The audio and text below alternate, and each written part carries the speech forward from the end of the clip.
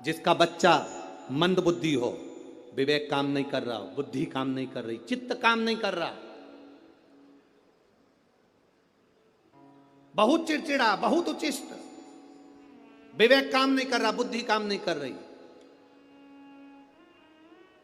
हां, यहां तक शिव महापुराण की कथा कहती है एक बीमारी होती है जिसमें नसें शरीर की काम करना बंद कर देती है, और वो उस बीमारी का इलाज पूरे बाहर विदेश में भी नहीं है, जिसमें धीरे धीरे धीरे धीरे नाड़ियां नसें बंद होती चली जाती है, पांव हाथ काम करना बंद कर देता है, फिर वाणी कम हो जाती है, नयन दिखना बंद हो जाता है, शरीर बेकार। उसके लिए भी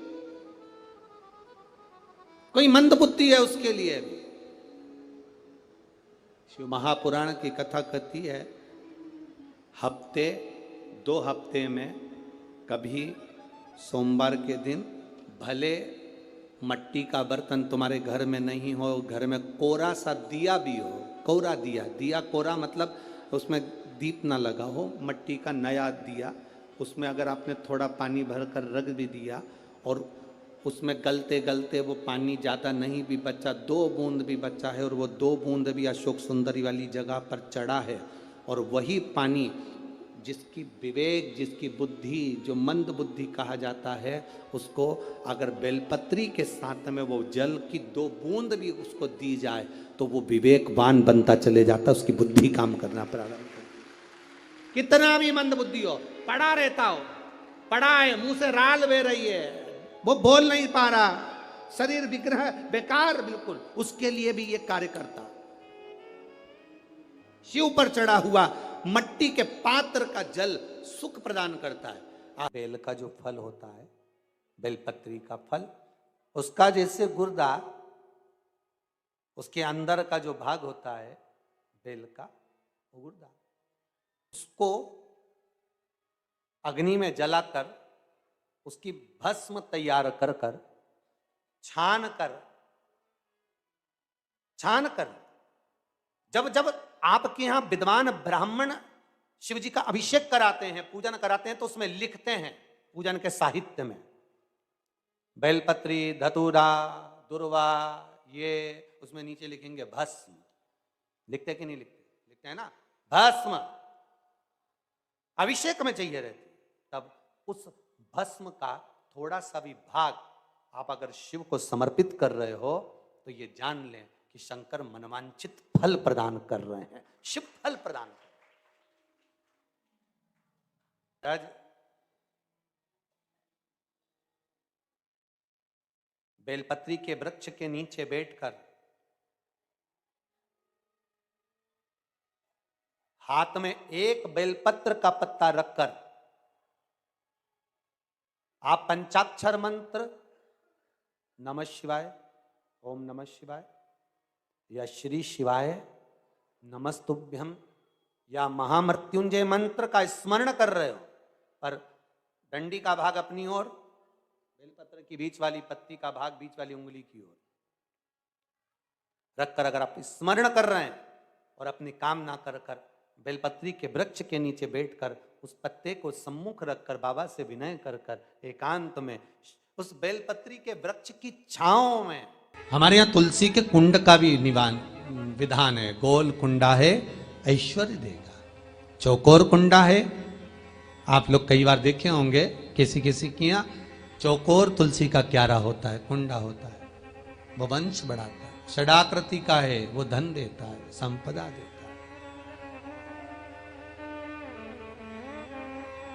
दोष हमारा है, हम तुलसी के कुंड के नीचे शंकर जी को रख देते हैं। क्यों?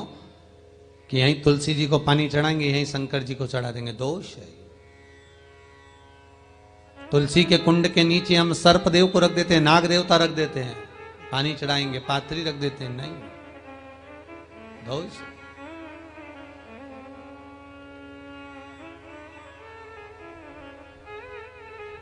उसका दोष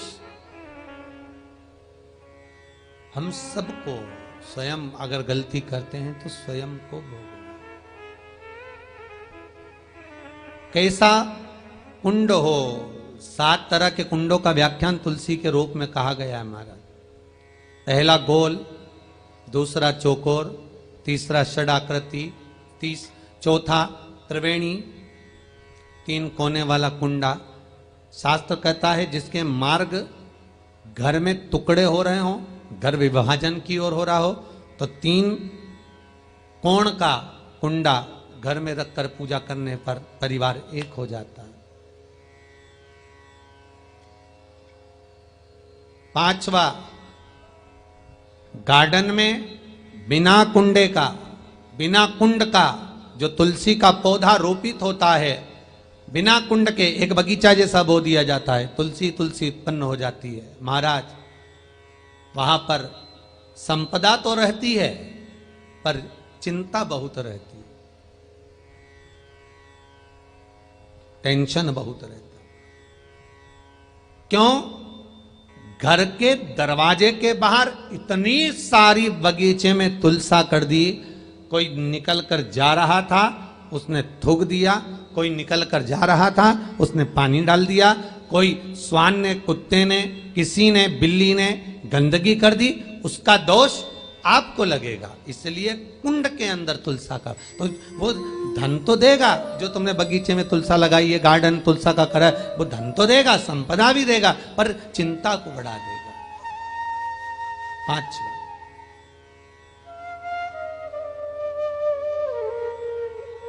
महाराज। 6, तुलसी के कुंड को 3 धार पर लटका कर रखना। कई जगह पर आपने देखा होगा तुलसी का जो कुंडा होता है उसको 3 जो तार होते हैं, 3 जो चेन होती है, उस पे लटकाया जाता है।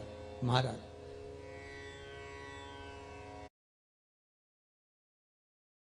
विष्णु पुराण उसका भी व्याख्यान करती है। महाराज, वहां व्यक्ति के कार्य उन्नति की सीढ़ी की ओर बढ़ जाते हैं। जैसे भोजन की थाली लग गई, भोजन तैयार हो गया, बस खाने बैठे हो और थाली खसक गई, समझ लेना कि तुलसी को अधर पर लटका कर रखा है। इसलिए कार्य तो हो रहे हैं, बनने वाले हैं, 4 दिन बाद ये काम होने वाला है, 8 दिन बाद ये काम होने वाला है, लग रहा है कि इसमें इतना फल मिलेगा, लग रहा है इस व्यापार को करेंगे तो इतना फायदा हो जाएगा, सब कुछ करा, लाखों रुपए लगा भी दिए, थाली मालूम पड़े खसक गई, अधर लटका है तुलसी। 7 क्रम है तुलसी के, ये 6ठा क्रम बताया। तुलसी का 7वां क्रम,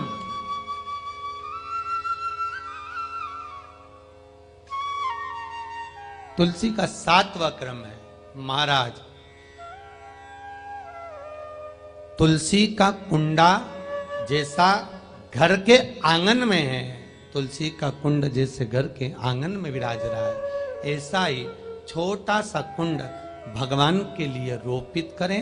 प्रतिदिन भगवान की सेवा करते समय तुलसी का कुंड सम्मुख रखकर उसकी आराधना करना, फिर उस कुंड को वापिस बाहर ले जाकर रखना, फिर दूसरे दिन पूजन के समय पर कुंड को लाकर रखना। हम तो यहां तक कहते हैं, विष्णु पुराण गर्ग संहिता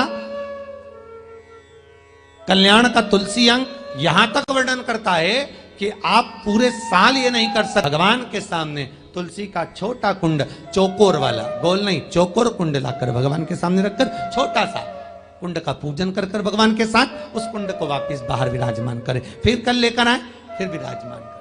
आप पूरे साल नहीं कर सकते तो 1 महीना कर। भगवान के 2 तरह के भक्त होते हैं।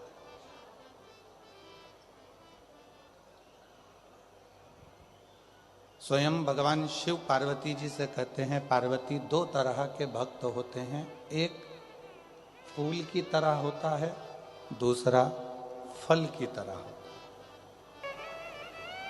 एक फूल की तरह, एक फल की तरह। भगवान शंकर का जो भक्त होता है वो 2 तरह का होता है। जैसे वृक्ष है, उसमें फूल भी आया और फल भी आया, उसमें फूल भी लग रहा है, फल भी लग रहा है।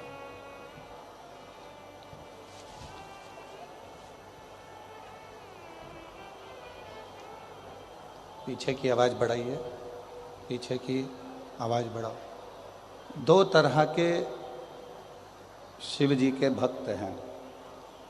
भगवान शंकर के भक्त दो तरह के हैं। जैसे वृक्ष में फूल भी लग रहा है, फल भी लग रहा है, उसी तरह दो तरह के भक्त होते हैं, एक फूल की तरह, एक फल की तरह। अब हम डबरा की जीजियों से पूछें, डबरा के जीजाओं से पूछें, बेटियों से पूछें, बेटों से पूछें, बुजुर्ग माता पिता से पूछें कि शंभू पीछे की आवाज, पंडाल की आवाज खुलवाइए। दो तरह के भक्त हैं, डबरा की जीजियां, डबरा के जीजा, डबरा की मेरी बेटियां, बेटा, मेरे बुजुर्ग माँ बाप। एक बात बताएं कि भंवरा फूल पर आता है कि फल पर आता है? जम के बोलो जरा। भंवरा यदि उड़कर आएगा तो वो फूल के पास आता है कि फल के पास आता है? भंवरा हमेशा फूल के पास आता है, उसे फल से कोई मतलब नहीं होता। क्यों? क्योंकि फूल सुगंध देता है, फूल रस देता है। भंवरा फूल के पास आता है और कीड़े फल के पास आते हैं। शिव महापुराण की कथा में शिव जी पार्वती जी से काशी में दो भक्तों की बात कर रहे हैं।